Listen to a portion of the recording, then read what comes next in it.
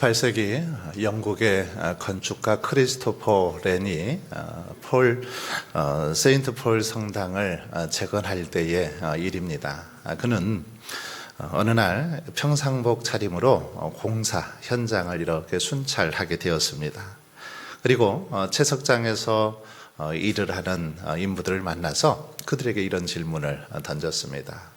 당신은 지금 무슨 일을 하고 있어? 무엇을 하고 있어? 이렇게 물었더니 그 사람이 대답하는데 아주 짜증나고 또 퉁명스럽다는 듯이 그렇게 말하는 것입니다. 보면 모르고 지금 돌을 다듬고 있지 않소. 그렇게 대답하는 겁니다. 그래서 조금 더 걷다가 이제는 그 옆에 있는 사람에게 다시 물었습니다. 당신은 지금 무엇을 하고 있습니까? 라고 이렇게 물었더니 이 사람은 보면 모릅니까? 저는 밥벌이를 위해서 입에 풀칠을 하기 위해서 지금 이렇게 일을 하고 있어 라고 대답하는 것입니다. 조금 더 가서 이제 세 번째 사람을 만나서 그에게 물었습니다. 지금 당신은 무슨 일을 하고 있습니까? 라고 물었더니 그는 저는 지금 하나님의 성전을 짓고 있습니다. 저는 이 거룩한 사역에 제가 이렇게 함께 할 수 있다는 것, 동참할 수 있다는 것이 너무너무 기쁘고 즐겁고 감격해서 행복하게 이렇게 일하고 있습니다. 지금 이렇게 그래서 즐거운 마음으로 이 돌을 다듬고 있죠 라고 대답하더라는 것입니다. 여러분, 똑같은 일을 하면서도 어떤 사람은 마지못해서 그 일을 하는 사람들이 있습니다. 그래서 불평하면서 원망하면서 일을 하죠. 그러니 이런 사람들은 어떨까요? 일에 능률이 오를 수 없습니다. 반면에 어떤 사람은 무슨 일을 하든지 감사하며 찬송하면서 일을 하는 걸 볼 수 있습니다. 자신이 일할 수 있다는 것에 대해서 감사하고 긍지를 갖고 자부심을 가지고 성실하게 일하더라는 것입니다. 그런 사람들에게는 좋은 열매가 나타나는 걸 볼 수 있습니다. 교회 안에서도 하나님께서 맡겨주신 일들을 감당할 때 마찬가지죠. 어쩔 수 없이 눈치를 보면서 일을 하면은 그 일로는 하나님을 기쁘시게 할 수 없습니다. 이들의 모습은 어쩌면 이렇게 하는 사람들은 예배 생활, 기도 생활 봉사하는 거 모든 것이 마지못해 억지로 하죠. 그러니 이들의 얼굴이 밝을 수가 없습니다. 밝지 못합니다. 그런가 하면 성실하게 최선을 다해서 하는 사람들이 있습니다. 하나님 앞에 기도하면서 하나님께서 주시는 지혜와 능력을 힘입어서 하나님 맡겨주신 사명을 감당하는 사람들이 있습니다. 자기같이 부족하지만 우리같이 부족한 자지만 하나님께서 이 놀라운 일, 이렇게 귀한 직분을 내게 주셨구나, 무한한 영광으로 알고 범사에 감사하며 하는 사람들이 있더라는 것입니다. 여러분은 이 두 사람 중에 어디에 속합니까? 전자입니까? 후자입니까?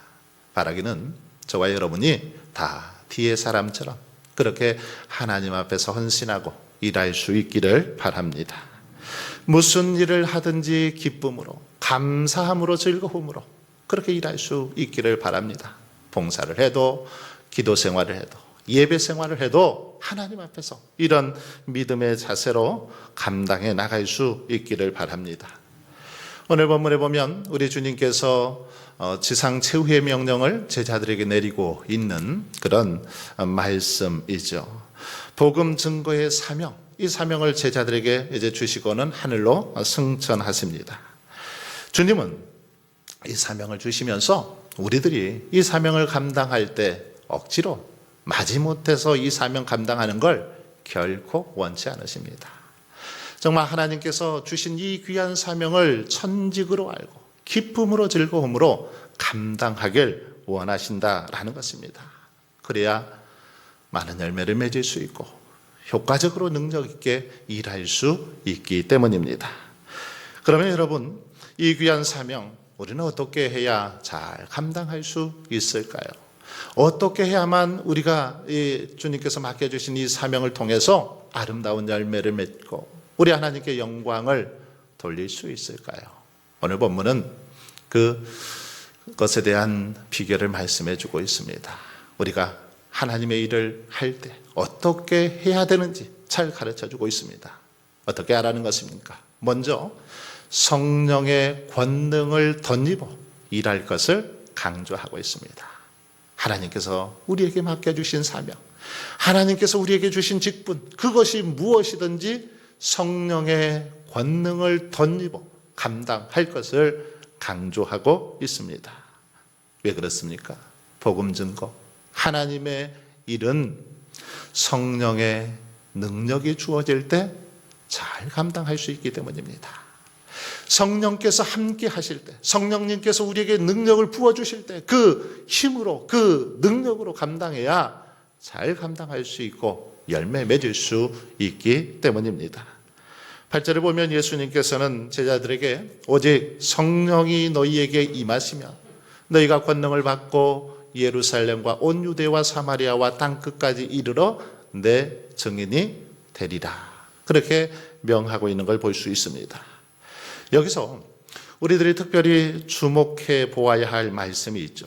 그것은 바로 예수 그리스도의 제자들이 예루살렘과 온 유대와 사마리아와 땅끝까지 이르러 증인이 되어야 하는데, 증인이 되기 위해서는 반드시 그 전에 전제 조건이 있습니다. 무엇입니까?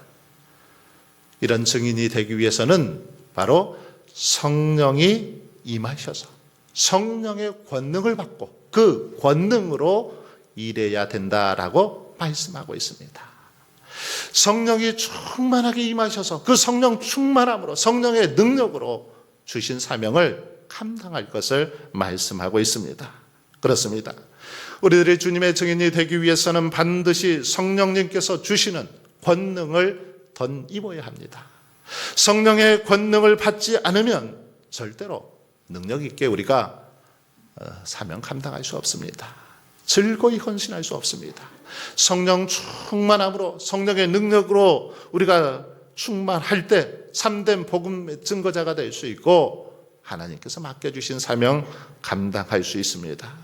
왜냐하면 복음이란 인간의 말과 재주로 할 수 있는 그런 성질의 것이 아니기 때문이죠. 이 복음을 증거하는 것, 하나님의 복음을 증거하는 것, 말씀을 증거하는 것은 인간의 말, 인간의 재주와 능력으로 전할 수 있는 그런 것이 아니기 때문이라는 것입니다. 바로 하늘의 신령한 것이기 때문에 하늘의 신령한 능력을 공급받아서 해야 된다는 것입니다. 그래서 바울은 고린도전서 2장 13절로 14절에서 이렇게 말씀하고 있습니다. 우리가 이것을 말하거니와 사람의 지혜가 가르친 말로 아니하고 오직 성령께서 가르치신 것으로 하니 영적인 일은 영적인 것으로 분별하느니라. 육에 속한 사람은 하나님의 성령의 일들을 받지 아니하나니 이는 그것들이 그에게는 어리석게 보임이요 또 그는 그것들을 알 수도 없나니 그러한 일은 영적으로 분별되기 때문이라. 무슨 말입니까? 복음 증거에 인간의 재주나 능력이 필요치 않다는 말입니까? 그 말은 아니죠. 복음을 효과적으로 증거하기 위해서는 인간의 노력과 투자도 필요한 것입니다. 만약 언어가 다른 사람들에게 복음을 전하려고 한다면 어떻게 해야 될까요? 먼저 그들의 언어를 습득해야 되죠. 그들의 언어를 공부해야 됩니다. 그래야 의사소통이 가능한 거죠. 또 문화가 전혀 다른 그런 민족에게 복음을 전하기 위해서는 먼저 그들의 문화를 이해하고 터득해야 됩니다. 그들의 관습을 잘 이해해야 되는 거죠. 그뿐만이 아닙니다. 물자가 부족한 지역에서 오랫동안 체류하면서 복음을 전하기 위해서는 물질적인 후원이 필요합니다. 또 풍토병이 많은 지역에서 복음을 전할 때는 의료적인 그런 지식이 있어야 되고 충분한 의약품도 있어야 됩니다. 그리고 그 지역에 있는 다양한 풍토병들, 이것들을 이겨낼 수 있는 강인한 체력, 정신력도 필요하죠. 그래서 선교사님들은 선교지에 나가기 전에 어떻게 합니까? 철저하게 준비하고 나가죠. 그냥 나가지 않습니다. 그들의 언어를 공부하고 그들의 문화를 공부합니다. 그 나라의 모든 어떤 기후 조건들, 그 나라에 대한 모든 정보들을 상세하게 공부하고 준비하고 그렇게 나갑니다. 그래서 그들의 필요를 채워주면서 선교하는 것이죠. 하지만 여러분, 그렇게 할지라도 이런 것들 어디까지나 어떻습니까? 부수적인 것입니다. 부수적인 것에 불과하죠. 아무리 말을 유창하게 하고 또 아무리 그들의 관습과 문화를 잘 안다고 할지라도 성령님께서 권능을 주시지 않으면, 성령의 권능을 힘입지 않으면 좋은 열매를 맺을 수 없다라는 것입니다. 진정한 복음의 증거자가 될 수 없다라는 거죠.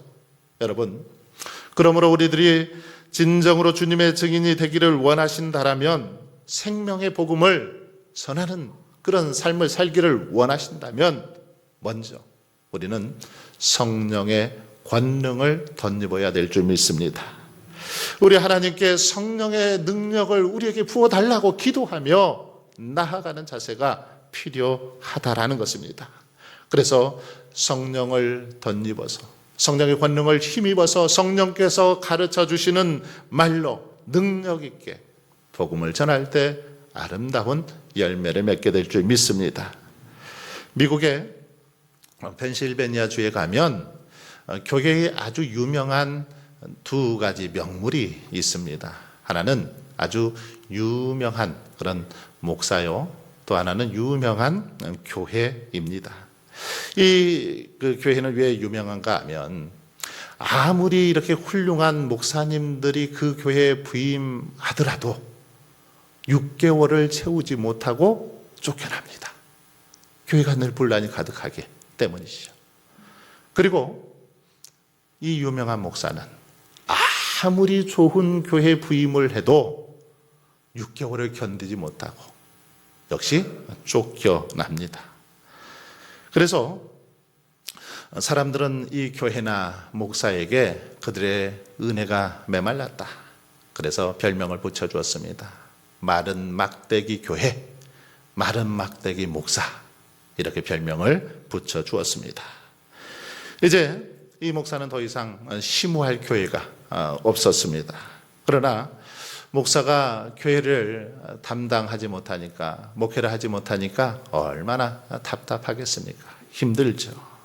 그래서 감리교 목사인 그는 감리사를 찾아가서 그렇게 부탁을 했습니다. 제발 제가 좀 목회할 수 있는 교회를 소개해달라고 간곡히 부탁을 했습니다.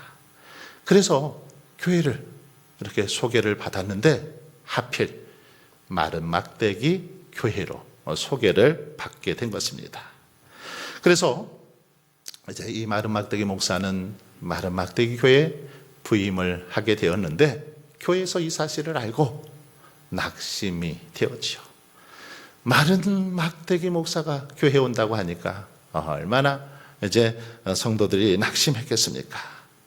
막대기 목사도 이 교회, 마른 막대기 같은 교회에서 이제 실패하면 자신은 더 이상 목회할 수 없다, 끝이다 라는 생각이 들었습니다. 그래서 부임하기 3일 전에 산으로 올라갔습니다.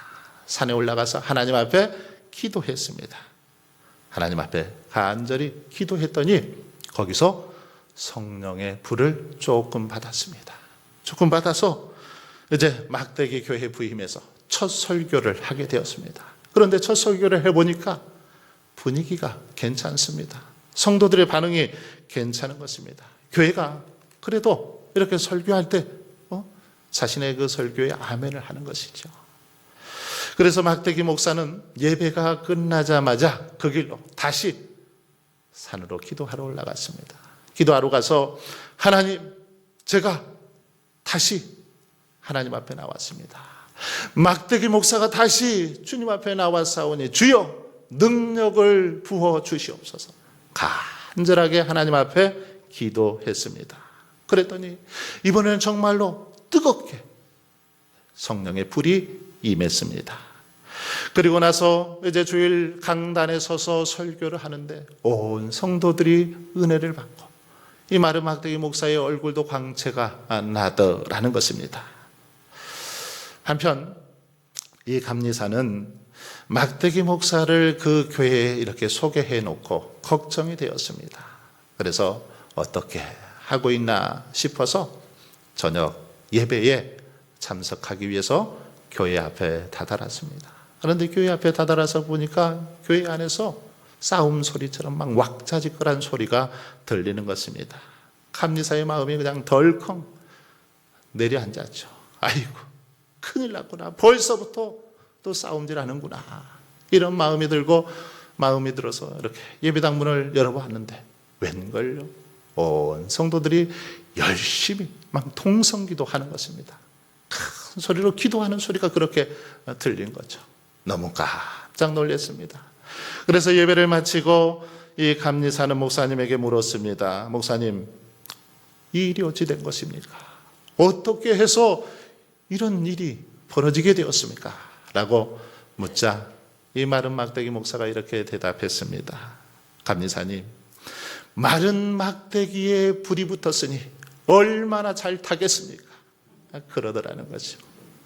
마른 막대기에 불이 붙었으니 얼마나 정말 잘 탔겠습니까? 그래서 이제 마른 막대기 교회 마른 막대기 목사는 펜실베니아 주에서 아주 은혜로운 목사, 헌신하고 충성하는 그런 교회가 되었다라는 이야기가 있습니다. 여러분, 그렇습니다. 성령의 권능이 교회 안에 임하니까, 성령이 역사하시니까 이런 놀라운 일들이 벌어지더라는 것입니다. 성령이 역사하니 마른 막대기 같은 목사, 마른 막대기 같은 교회가 하나님 앞에 헌신하고 충성하는 그런 믿음의 귀한 일꾼들로 변화되더라는 것입니다. 여러분, 베드로와 제자들은 예수님이 붙잡히고 십자가에 못 박혔을 때 그들은 예수님을 부인하고 떠나버렸습니다.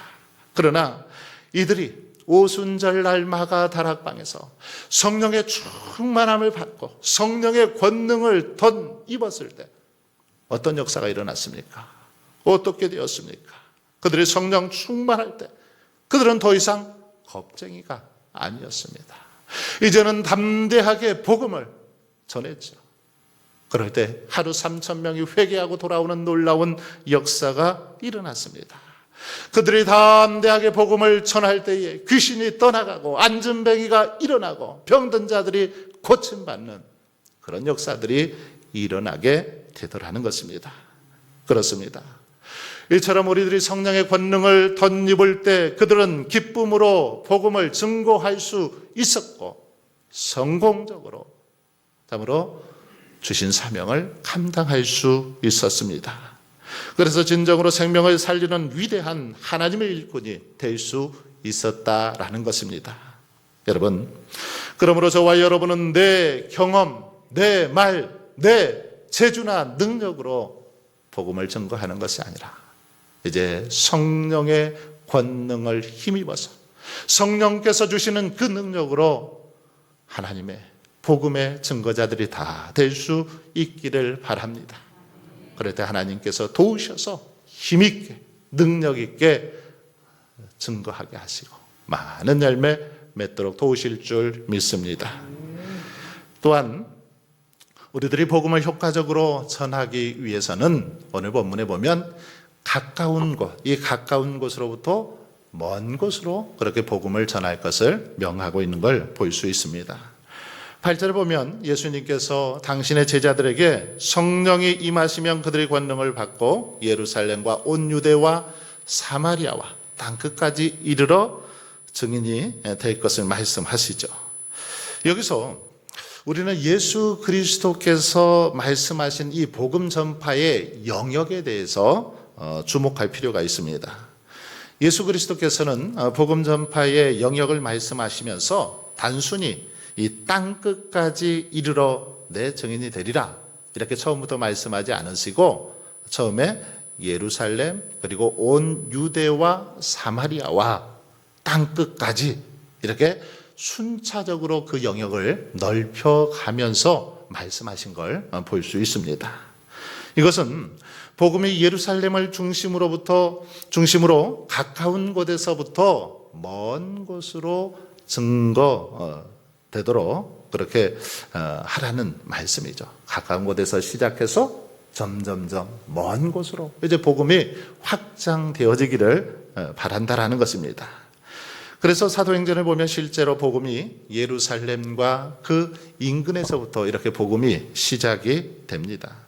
그리고 유대와 사마리아와 시간이 흘러서 땅끝까지 복음이 확장되어 갔음을 알 수 있습니다. 이처럼 복음이란 가까운 곳으로부터 시작해서 먼 곳으로 증거되는 것이 바른 원칙입니다. 자신의 주변 사람을 외면한 채 자신과 별로 상관없는 사람들에게만 복음을 전하려고 하는 것, 이것은 어쩌면 좀 원칙에서 벗어난 것입니다. 물론 이 말은 내 가까이 있는 사람들에게 복음을 전하는 것만 중요하고 멀리 있는 사람들에게 전하는 것 필요하지 않다, 이런 말은 절대 아닙니다. 예수님은 예루살렘과 온 유대와 사마리아와 땅끝까지 이르러 내 증인이 되리라 이렇게 말씀하셨는데, 이 각각의 지역을 말씀하시면서 그 등위 접속사를 사용했습니다. 이 등위 접속사 뭐뭐와 뭐뭐과, 예루살렘과 유대와 사마리아와 이 뭐뭐과 뭐뭐와 등위 접속사인데, 이 등위 접속사는 동등한 어떤 위치에 있는 동등한 대상을 말할 때 이 뭐뭐와 이렇게 표현을 합니다. 그렇기 때문에 이것은 어떤 특정한 지역만 복음 증거의 대상이 아니라 모두가 동등한 대상임을 보여주고 있다는 것입니다. 다시 말해서 예루살렘에서 증거되는 것이나 땅끝에서 증거되는 것이나 모두 동등하게 중요하다라는 그런 말씀입니다. 하지만 그럼에도 불구하고 주님께서 각 영역의 이 순서를 분명하게 말씀하셨다는 사실은 부인할 수 없죠. 이 순서를 말씀하셨습니다. 즉 복음을 전함에 있어서도 분명한 순서와 절차가 있다라는 사실을 이 말씀을 통해서 보여주고 있습니다. 그러므로 우리는 복음을 전할 때 가까운 곳에서부터, 가까운 사람들부터 시작해서 먼 곳으로 전하는 것이 좋다라는 것입니다. 가까운 사람은 놔두고 먼 데부터 전하는 것이 아니라 가까운 주변의 사람들부터 해서 점점 더 먼 곳으로 그렇게 전할 수 있어야 된다라는 것입니다. 그래서 주님도 동족인 유대인들에게 먼저 복음을 전했던 것을 볼 수 있습니다. 여러분, 누군가가 예를 들어서 그 가정이나 동네에서 처음 예수님을 이렇게 영접하고 믿었다고 할 때 그 사람이 자기 가족 또는 자기 동네 사람들은 그냥 모른 채 내팽개쳐버리고 아주 멀리 가서 전혀 모르는 사람들에게 가서 복음을 전했다면 어떨까요? 이것은 결코 바람직한 모습이라고 할 수 없습니다. 우선적으로는 자기 가족, 자기 친척과 친구, 그리고 자기 마을 사람들에게 복음을 전하고 아울러서 먼 곳까지 이르러 복음을 전해야 합니다.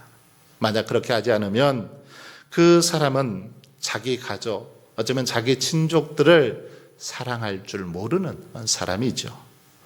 그래서 사도 바울은 이렇게 말씀하고 있습니다. 디모데전서 5장 8절에 보면 누구든지 자기 친족, 특히 자기 가족을 돌아보지 아니하면 믿음을 배반한 자요 불신자보다 더 악한 자니라. 자기 가족, 자기 친족을 먼저 돌아볼 것을 말씀하고 있습니다. 그렇습니다. 자기 가족을 외면한 사람들, 불신자보다 더 악한 자입니다. 믿음을 배반한 자이죠. 그러므로 우리들이 가족 중에 제일 먼저 주님을 믿게 되었다라면, 우리 동네에서 내가 먼저 예수 그리스도를 알게 되었다라면 이제는 우리의 가족, 우리의 친척들, 우리 주변의 사람들에게 이 복음을 전해야 하는 것입니다. 한번 생각해 보세요. 자기 친족과 가족이 복음을 듣지 못해서 지옥에 떨어져서 영원히 고통을 받게 되는데 그것을 외면하고서 어떻게 자기 친족과 가족을 돌아보는 그리스도인이라고 말할 수 있겠습니까? 이런 사람을 어떻게 성도라고 말할 수 있겠습니까? 사랑하는 성도 여러분, 그러므로 저와 여러분이 진정으로 그리스도인이 되었고 구원받은 하나님의 자녀가 되었다면 먼저 이제 가족들에게, 그리고 친척들에게, 친구들에게, 나아가서 주변의 이웃들에게 복음을 전할 수 있기를 바랍니다. 그들에게 주의 사랑을 베풀고 복음을 전하고 그들을 주께로 인도할 수 있기를 바랍니다. 그래서 여러분들의 증거와 섬김을 통해서 많은 사람들이 주의 사랑을 알고 주님을 구주로 영접하는 놀라운 역사가 일어날 수 있기를 바랍니다. 오늘도 이런 믿음의 역사가 저와 여러분의 삶 속에 가득하시기를 주님의 이름으로 축원합니다. 아버지 하나님,